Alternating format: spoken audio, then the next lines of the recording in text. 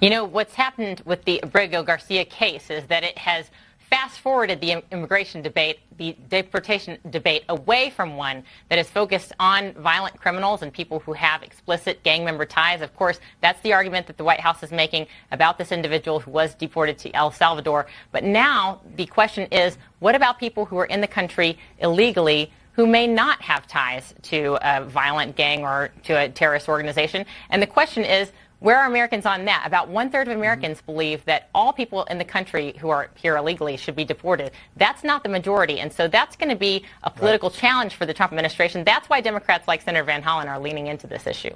Yeah, you know, when President Obama forged a nuclear deal with Iran, it was not popular at that time. And of course, developments throughout the world have certainly created a lot more uncertainty for Americans, for American interests. And Americans have no interest in a nuclear Iran. They trust President Trump. They trust Republicans more on foreign security issues. And this is one where I believe, you know, President Trump is leaning into a full court press. I hope that we don't see, you know, any more threats from Iran as we've already seen. And I believe that the MAGA movement is also benefiting a lot popularity-wise because of the trust on national security and because they are winning. And Americans want to see a winning team. They want to win together. And I've lived in Denver 11 years. I'm not a big Broncos fan, but if they won the Super Bowl, I would suddenly put on a Broncos T-shirt. That's where I think a lot of Americans are with MAGA and a lot of Republicans are with MAGA. Because of the decisive electoral victory, more people want to be associated with the movement.